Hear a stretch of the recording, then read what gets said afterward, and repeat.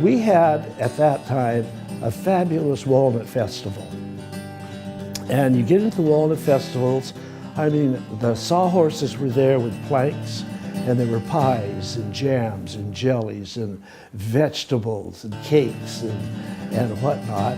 And then it grew and it grew, and it went into Saturday morning for a children's parade, and then Sunday, the big parade.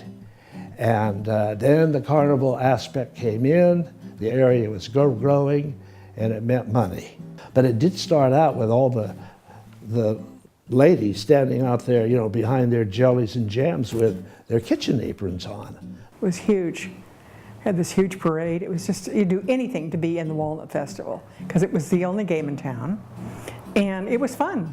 And in those days, the festival was made up of different nonprofit groups who didn't have any other way to raise money. The walnuts and the grapes always came ripe at the same time. So, and we had a walnut plant here in Walnut Creek. It was always processed before the third weekend in September, and that's when we had the festival. And at that time, it was a great thing because you could go from booth to booth, and it would be the Rotary Club and the Lions Club and the Kiwanis Club and the Rainbow Girls and the PTA and things that folks supported in their local ways to put on food or games or whatever it was. It was just a hometown event. And it mushroomed into this huge thing until one point, it was the largest independent fair in the state of California around the 1980s. There was Reuben Freitas on the corner of Bonanza and Locust, and Fred Freitas, his brother, who was next door, and he had Freitas Hardware.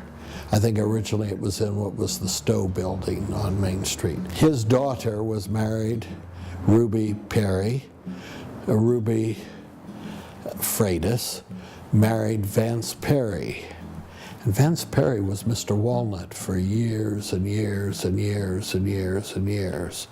And he was always high up in the Walnut Association. And it gave lots of money to the charities in the Walnut Creek area. We always used to camp out in front of our store building on Main Street to watch the parade. We had to be careful that nobody got on the roof of the building. And then the parade, one time my friend Bobby and I, we would climb up on the buildings and try and see the parade from the roof, and then somebody would come and say, "Get off that roof, you kids, get on." So we'd crawl off that roof and get on another one. And I remember Governor Knight, this was in the 50s, he was the honored guest at the, you know, at the grandstand or something, and my friend Bobby and I climbed under these bleachers, and we had who could touch Governor Knight. And I remember I touched his ankle.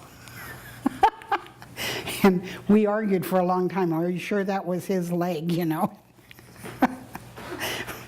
We used to get in a lot of mischief like that. But and then the carnival rides were great. Oh, going for the rides and seeing your friends there, just, you know, having a good time. I'd usually go with one of my buddies, and we'd walk around the back side. Johnny Jordan was chief of police, and he'd say, "Ron, get over here." We'd go over there and say, "Now you get in there and quit loitering around out here." And he'd shoo us in. We'd never pay to get in. He always let us in. He was a pretty nice guy. The Walnut Festival had something for everybody. And then a little later on, they had Walnut Festival Queens. And the queen was the one who got the most tickets. And so my friends and I would race all over town trying to sell tickets for whatever queen we were supporting. And of course the big parade on the Sunday. And I just love, to this day, I love bands, and they used to have drill teams from like Concord, and these men with hats with little baubles on them, and they would do these precision drill teams. That for some reason those were popular, and they had women drill teams and men drill teams, and horses, lots of horses, and bands, you know, with kids with uniforms and trumpets and drums and all, and I thought that was wonderful. And floats, they had lots of floats, and it was a big occasion. I went on the board in the early 70s and stayed on until around the 90s. So I was involved with it for 50 years, but I gave it about 20 years on the board. We love the Walnut Festival. It was a great way for service clubs to make money, and it would be nothing to see Bob Schroeder out there with selling whatever he was going to sell, and he was still involved with the festival at that time. And his wife Fran would be out there selling whatever they were selling, and Bill Francis, who would be in the Lions Club booth, who was also, all the men that were on the board were usually involved in all the charities that had booths. And so they would work their shift of selling corn or hot dogs or whatever it was, and then go work the rest of the weekend with the Walnut Festival. It was very tiring, but it was lots of fun. It's like with any other nonprofit group, they had trouble getting volunteers.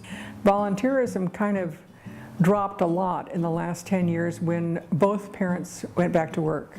And when that happened, people didn't have the time to go to meetings once a month, twice a month, and to give up an entire Thursday, Friday, Saturday, Sunday, one weekend every year. And of course we did Art on the Main, we did pancake breakfasts, we did anything to make a little extra money. So you were busy a lot during the summer with the Walnut Festival from May to the end of September. And a lot of people couldn't spare that kind of time. So it's still going on, and they still are making money, and they're still having, but it's not in the grand style that it used to be.